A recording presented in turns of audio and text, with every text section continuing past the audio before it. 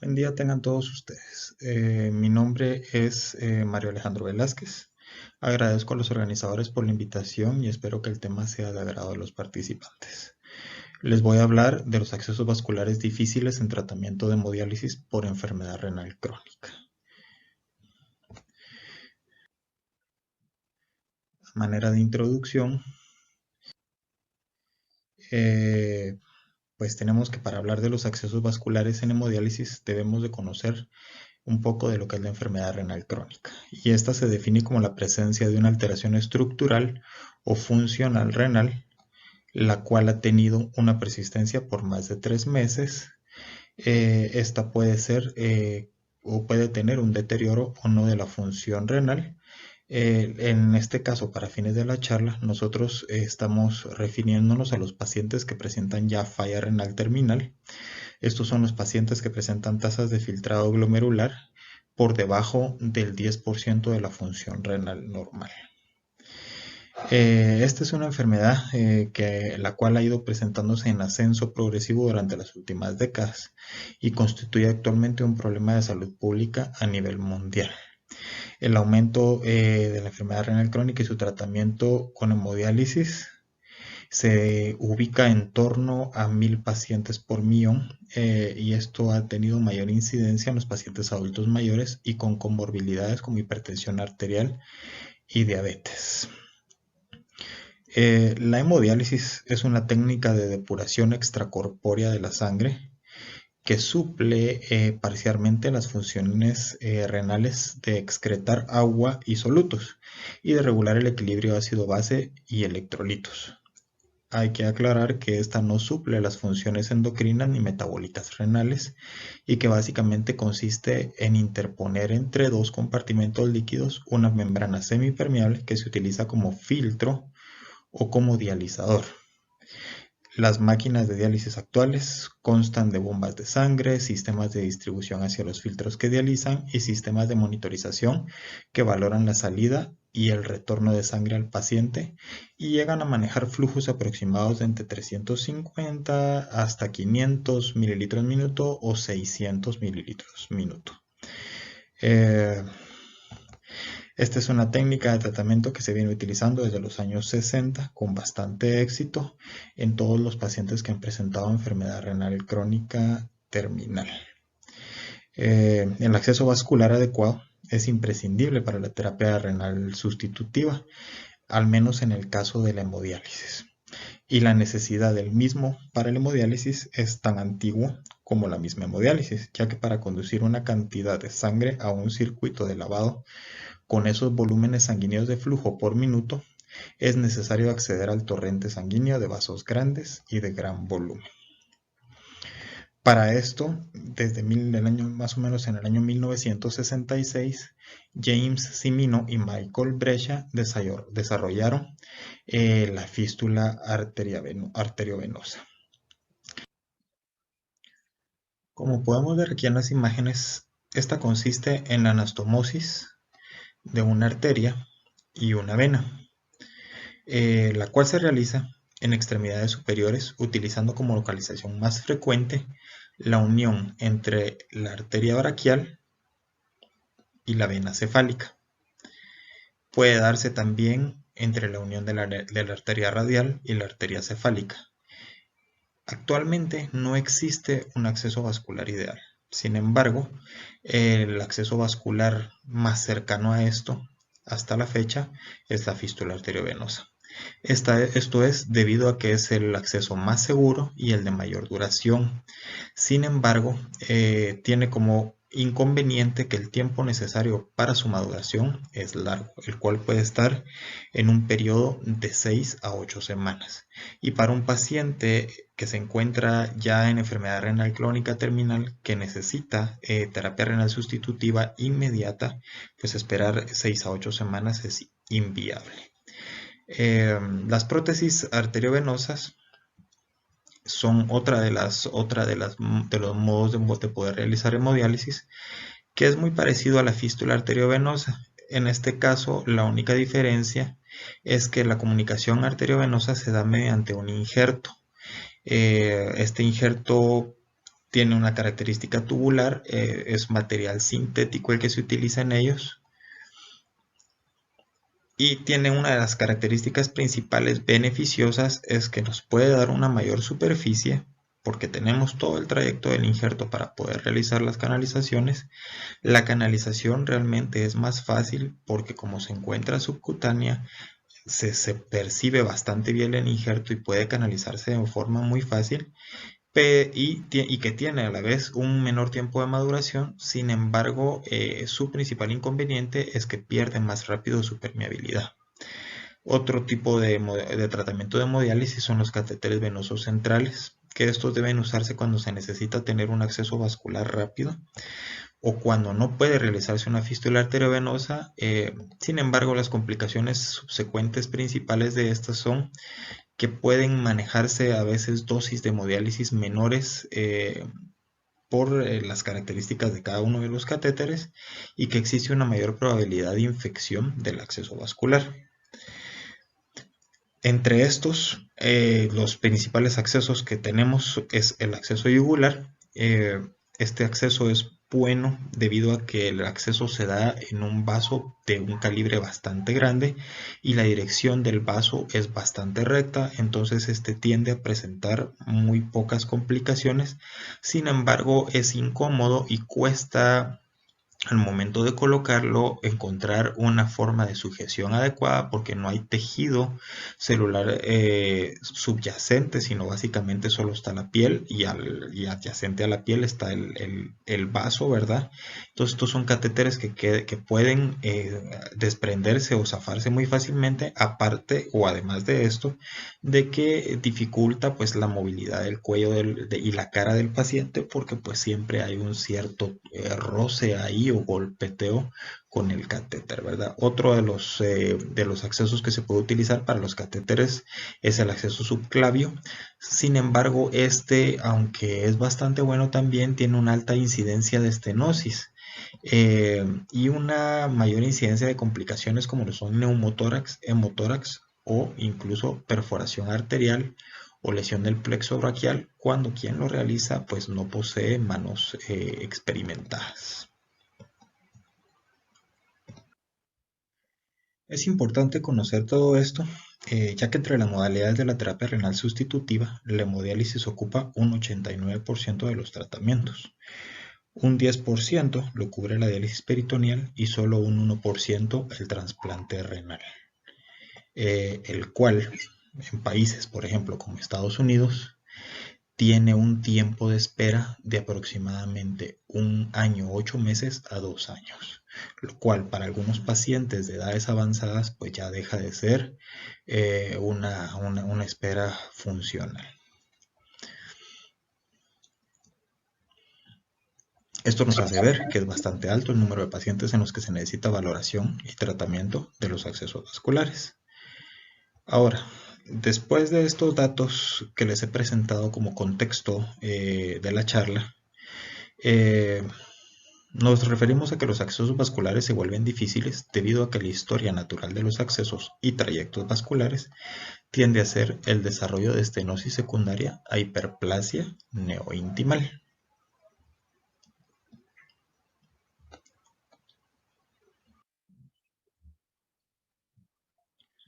Lo cual significa, como vemos en esta imagen, que se forma tejido cicatrizal en el interior de la luz vascular secundario a proliferación de células musculares lisas. Esto debido a insultos vasculares previos o al aumento del flujo vascular secundario a la diálisis o al flujo arterializado de las venas con fístula arteriovenosa. Como podemos ver aquí, la íntima se empieza a expander por la presencia de células de músculo liso y matriz extracelular.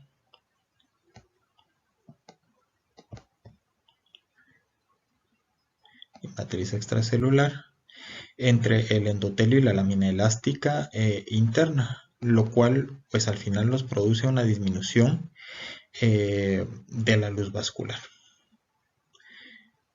En los casos de no ser tratados prontamente estos vasos se produce un aumento de la estenosis vascular que puede llegar a disminuir de tal manera la luz a valores mayores del 50% o incluso a ocluirse. Y esto produce como resultado disminución del flujo sanguíneo o incluso puede evolucionar a trombosis, anulando la función por completo del acceso vascular.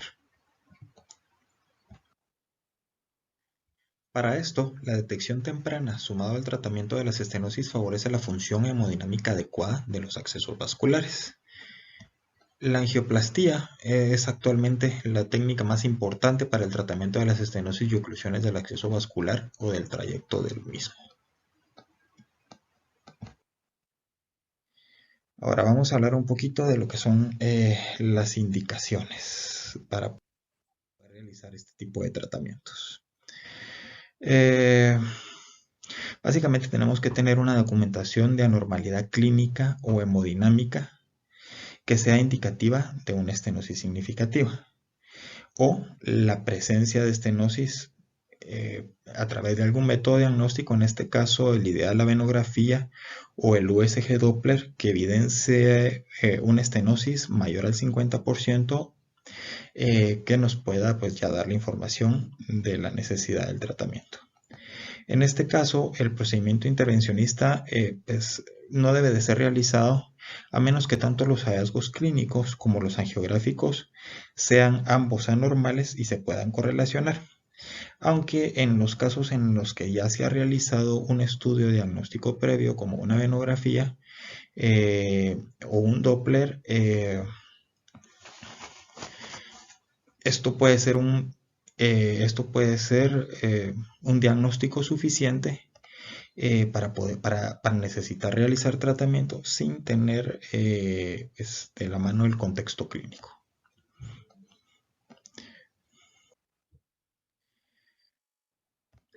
Ahora, para hablar un poquito de las contraindicaciones de qué serían o de qué sería lo que nos impide poder realizar el procedimiento.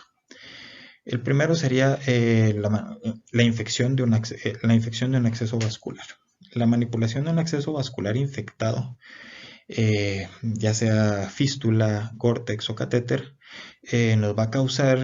nos puede causar una diseminación intravascular de los microorganismos infecciosos y esto favorecer a que se produzca una sepsis aguda o infecciones con complicaciones de larga duración, como lo son la endocarditis u la osteomielitis. El origen generalmente de la infección de esto, en el caso cuando son catéteres, el origen de la infección de estos catéteres más frecuente es la contaminación endoluminal. Esto quiere decir a través de las conexiones externas del catéter por manipulación y esta infección se puede dar hasta en un 30%. También puede darse por colonización extraluminal, por migración de la flora de la piel a través del trayecto cutáneo de fibrina, lo cual es más frecuente en aquellos catéteres que tienen menos de 10 días de colocación, precisamente porque no se ha formado un trayecto cicatrizal que proteja ese ingreso, ¿verdad? Y también menos común puede darse la contaminación por vía hematógena, que esto es básicamente por ingresar contaminantes o contaminación a través de los líquidos de la infusión. Otra de las contraindicaciones, aunque esta es una contraindicación relativa, es la alergia a los medios de contraste. Los pacientes con alergias al medio de contraste deben ser pretratados antes de la realización del venograma o de cualquier procedimiento que requiere el uso de materiales contrastados.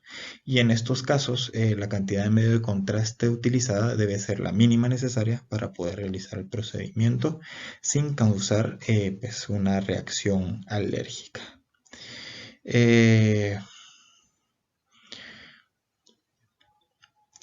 Las fístulas de menos de un mes de vida son una contraindicación en su tratamiento debido a que no se les ha dado el tiempo suficiente para poder madurar. Los diámetros que poseen las venas a veces todavía son muy pequeños y a la hora de querer manipular catéteres en el interior de las mismas es más probable que podamos causar un daño que un beneficio.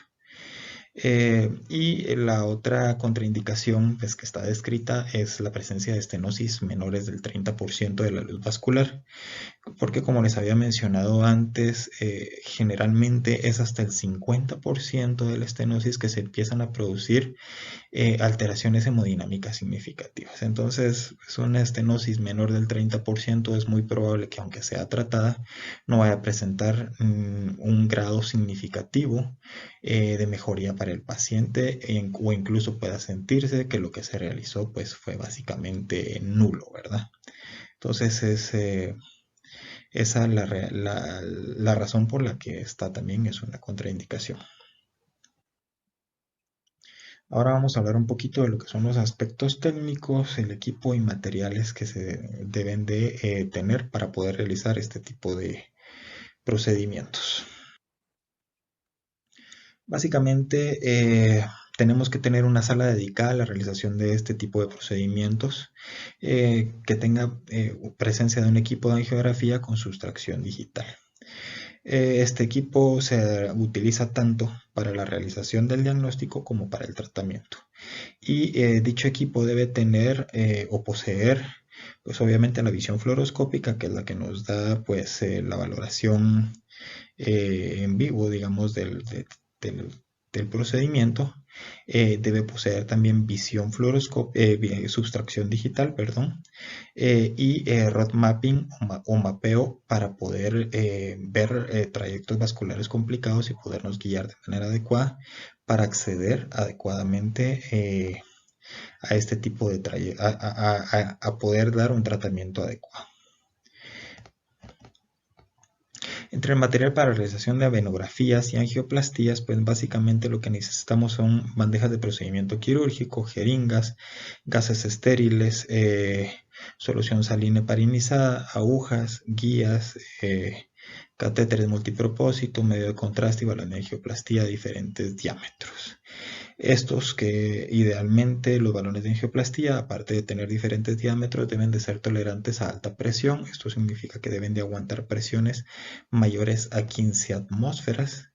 Eh, Además de que pues tenemos que tener diámetros múltiples dependiendo del vaso al que vamos a tratar, que pueden ir desde los 5 milímetros a los 14 milímetros de diámetro mayor.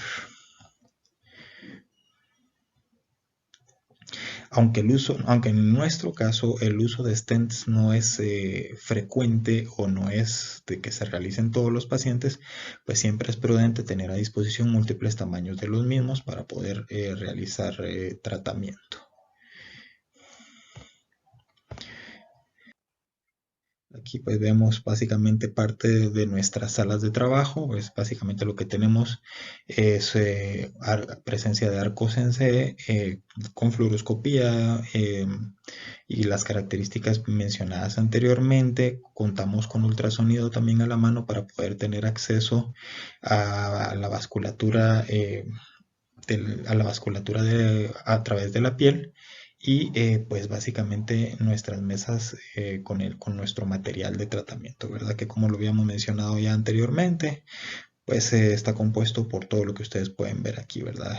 Agujas de punción, jeringas, introductores vasculares, guías de diferentes tipos, bueno, perdón, catéteres de diferentes tipos, guías de diferentes tipos y balones de angioplastía para poder realizar el tratamiento pues, de manera adecuada.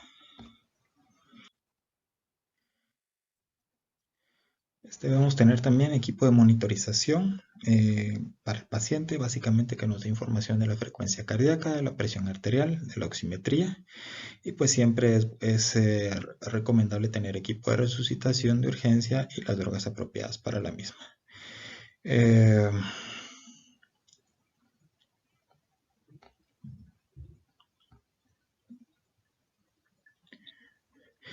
Para obtener un conocimiento adecuado de la lesión debe realizarse una adecuada venografía, ya que la misma nos va a brindar toda la información necesaria en tiempo real del acceso vascular, así como del circuito completo hasta la vena cava. Y para la misma nosotros en nuestro centro diagnóstico utilizamos medios de contraste iodados en dosis pues, no mayores a 15 cc, para las cuales pues utilizamos agujas de punción vascular 18 gauge o agujas 21 gauge, y esto nos van a servir básicamente para valorar los segmentos vasculares, Muchas veces, pues, nos apoyamos de alguna guía, de alguna liga de compresión, y esta pues nos va a ayudar a ir ocluyendo proximalmente para mantener medio de contraste en el trayecto vascular por un mayor tiempo y poder evidenciar de manera más adecuada las características vasculares. Al tener todo este conocimiento, pues vamos a tener una adecuada información de la localización de la lesión, de la longitud que pueda tener la lesión, del número de lesiones que puedan estar presentes y de qué tanta permeabilidad u oclusión existe de la misma y si existe presencia o no de vasos contiguos colaterales presentes. La mayoría de los casos que son llevados a venografía diagnóstica o les hacemos el estudio de venografía diagnóstica es porque estamos bastante seguros de que van a tener al menos una lesión significativa que requieran intervención percutánea. Para la realización de la angioplastía se utiliza idealmente el mismo acceso vascular desde el cual se accedió a realizar el diagnóstico, y generalmente se posiciona en ese punto de acceso introductores vasculares que pueden ir en nuestro caso desde 5 French a 7 French de diámetro para obtener un acceso adecuado a la vasculatura desde la cual podamos navegar con guías y catéteres que nos ayuden a llegar hasta los sitios específicos de estenosis u oclusión y que nos ayuden a lograr vencer y atravesar estas estenosis u oclusiones para posteriormente realizar recambios por balones de angioplastía dependiendo del diámetro del vaso afectado y realizar tratamiento. Es recomendable que el balón de angioplastía que se utilice en cada uno de los vasos sea como máximo de 20 a 30% mayor al diámetro de la vena normal adyacente al trayecto vascular dañado. Esto significa que si la vena proximal o distal a la lesión presenta una medida de 5 milímetros, nosotros no vamos a utilizar un balón que sea mayor de 6 milímetros de diámetro. Es un ejemplo, ¿verdad? Lo ideal es que el balón no sea más de 20 a 30% mayor al diámetro de la vena. Esto para evitar que porque sea un balón muy grande podamos dilatar en sobreexceso la vena y podamos lesionarla o romperla. La valoración básicamente del éxito del procedimiento se va a dar cuando hay un aumento del diámetro luminal en relación a la valoración previa con estenosis u oclusión, y que este aumento nos deje una estenosis, nos pueda dejar una estenosis residual máxima de hasta un 30%,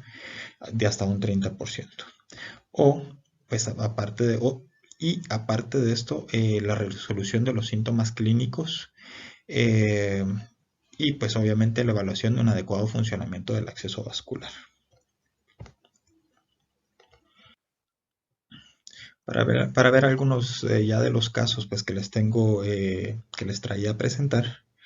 Pues, tenemos este caso un paciente de 50 años de edad que presenta pues, edema en la extremidad, en la cual posee una fístula arteriovenosa. Administramos medio de contraste a través de la porción venosa de la fístula, que es la porción cefálica, como podemos ver acá, y vemos cómo pasa el medio de contraste de manera adecuada hasta la vena subclavia. Sin embargo, vemos que a nivel de la porción proximal subclavia y de la unión subclavio-cava hay una oclusión del 100%, sin paso del medio de contraste hacia la región proximal y con dilatación de colaterales, básicamente a nivel del hombro y del tórax. Accedemos a través del mismo acceso vascular desde el cual hicimos la parte diagnóstica, y vemos pues cómo logramos avanzar hasta este punto, nuestro catéter y nuestra guía, y pues al final de cuentas logramos vencer el sitio de oclusión y avanzar la guía hacia cava superior Y pues bueno, procedemos a hacer el recambio y el avance de balón de angioplastía. En este caso, pues como sabemos que son vasos grandes, utilizamos un balón de 10 milímetros de diámetro mayor y empezamos a realizar reparación. Al realizar la reparación vemos cómo persiste la zona de estenosis a este nivel, ya con el balón pues inflado en un buen porcentaje, y pues al lograr inflarlo completamente pues logramos vencer el área de estenosis. Posteriormente realizamos un control a través de la misma vena desde la que estamos conectados, y vemos pues cómo ya hay un paso adecuado, el medio de contraste hacia la cava superior y cámaras cardíacas, y vemos cómo incluso se desapareció la circulación colateral que estaba presente. Esta es la mano del paciente. Previo al procedimiento, podemos ver cómo es una mano completamente dilatada, con cambios de coloración, ciertamente fría. Vemos cómo hay marcado edema, incluso hasta a nivel de la mano. Y esta es la valoración del paciente aproximadamente 25 a 30 minutos después, en el cual vemos ya cómo ha disminuido marcadamente el edema, cómo ha cambiado la coloración de la mano y del brazo, y cómo pues ya el tejido se encuentra bastante laxo por la ausencia del edema.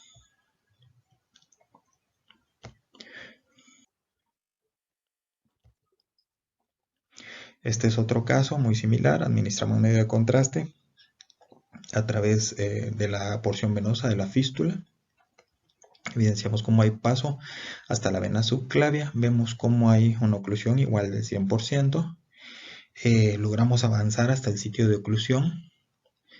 Con catéter tratamos de vencer en el área, sin embargo, esta es resistente. No logramos vencerla por este lado. Realizamos un acceso femoral común derecho, eh, un acceso inferior para tratar de llegar desde abajo. Pues accedemos hasta aquí con un catéter multipropósito y tratamos de avanzar y lograr encontrar el punto donde logremos vencer la oclusión, y tras múltiples intentos pues logramos por fin juntar estos catéteres y ya tener un acceso directo. Posterior a eso avanzamos balonangioplastía, empezamos a hacer las dilataciones, vemos que hay áreas marcadamente estenosadas, y gracias a Dios logramos vencerlas. Vemos aquí como pues el balón de angioplastía se encuentra pues completamente ya dilatado, y posterior a eso hacemos un control en el cual pues ya vemos cómo existe ya paso bastante adecuado hacia cava superior.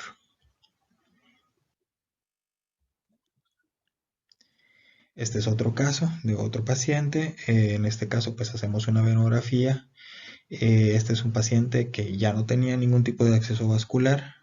Ya había tenido catéteres básicamente en todos los lugares posibles e imaginados que se les puedan poner. Y nos lo mandan básicamente para rescate, por ausencia de tratamiento de hemodiálisis de más de 15 días. Y este es el cuadro que presenta. Es el paciente que cuando hacemos venografía de su miembro superior izquierdo está completamente ocluida la circulación. Cuando ya vemos la parte más proximal, vemos que a nivel del tercio proximal subclavio se encuentra completamente ocluido, no hay tampoco acceso desde la vena yugular. Vemos que desde la unión subclavio hasta la cava superior, pues esto está completamente perdido. Hacemos una valoración de la venografía del lado derecho y pues las características son muy similares. Sin embargo, este segmento nos da la idea de que podemos lograr hacer algo por él para ayudarle, y pues básicamente tras múltiples intentos logramos avanzar una guía eh, a través de las partes ocluidas. Avanzamos balón de angioplastía y realizamos múltiples reparaciones en los segmentos ocluidos, y dadas las características de este paciente que no había tenido diálisis pues en 15 días y todo esto, se le coloca un nuevo catéter de hemodiálisis, el cual le queda pues adecuadamente posicionado y funcional. Y pues este catéter pues, le ha dado la oportunidad de vida que pues ya el paciente estaba perdiendo. Este es otro paciente en el cual pues las características que vemos son muy similares a las que hemos visto anteriormente. Circulación adecuada a través del segmento venoso de la fístula hasta la unión subclaviocava, en la cual vemos una oclusión casi total, una obstrucción al menos del 95% con paso parcial del medio de contraste. Eh, Logramos avanzar catéter, logramos hacer angioplastía reparativa y hacemos un control en el cual evidenciamos que hay un adecuado paso del medio de contraste. Esto es en una fecha específica. 2 semanas después,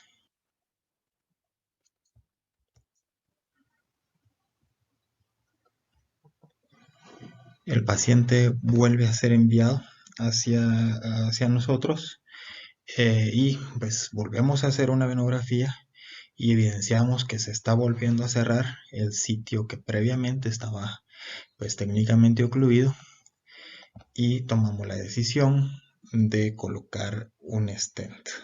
Esto para mantenernos la fuerza estructural de la pared vascular y evitar que ésta se estenose y se vuelva a ocluir.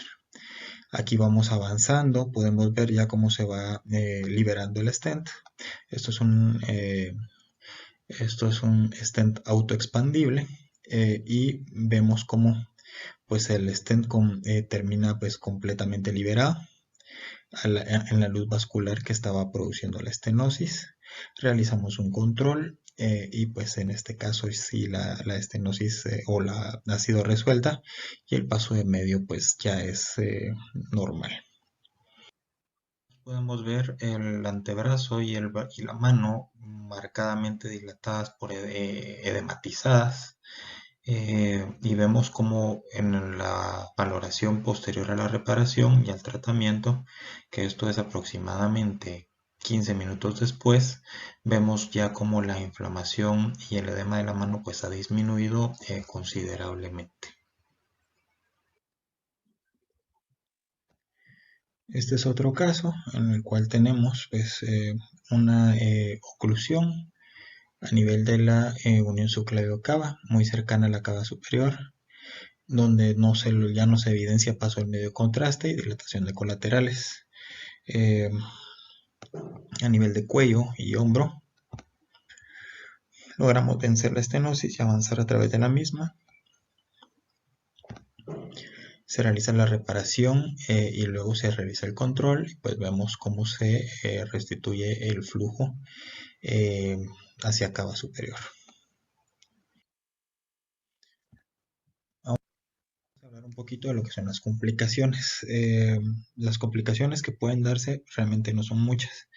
La principal tal vez es la ruptura de la vena a la hora del momento del tratamiento, aunque como les expliqué anteriormente, si existe una medición adecuada de los diámetros vasculares previos o posteriores a la lesión, que son normales, y si utilizan balones de angioplastía que manejen diámetros adecuados, no debería de existir este tipo de complicación.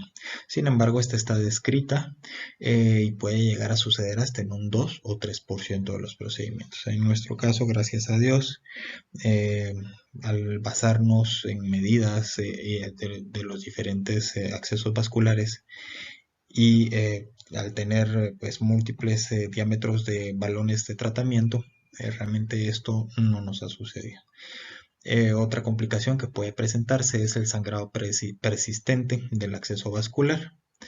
Esto pues se debe a que al momento de realizar la punción o el acceso vascular, a veces llegamos a utilizar hasta introductores vasculares que puedan tener diámetro de 7 French, el cual pues es un diámetro bastante ancho y considerando que son vasos que tienen un flujo bastante alto, muchas veces el cierre de estos accesos vasculares pues puede llevar un tiempo. Sin embargo, pues lo único que se necesita es un poco de paciencia y tiempo para realizar una compresión adecuada y por muy grande que sea el trayecto vascular, pasados 25 a 30 minutos estos terminan pues completamente cerrados. Otra de las complicaciones que está descrita es la presencia de embolias.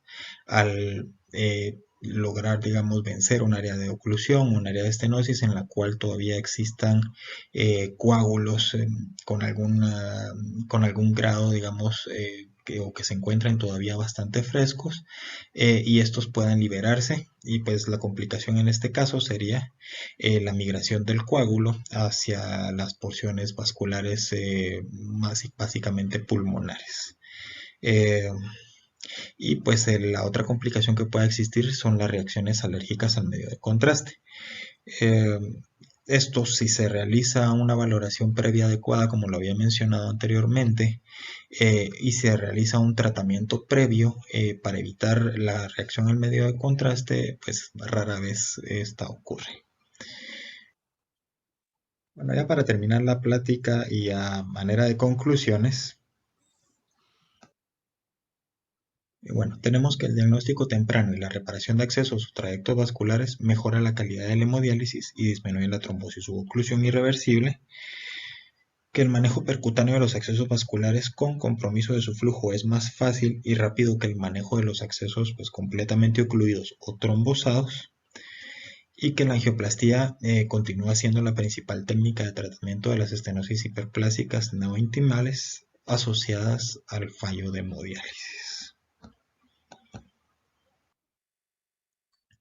Y bueno, gracias por su atención.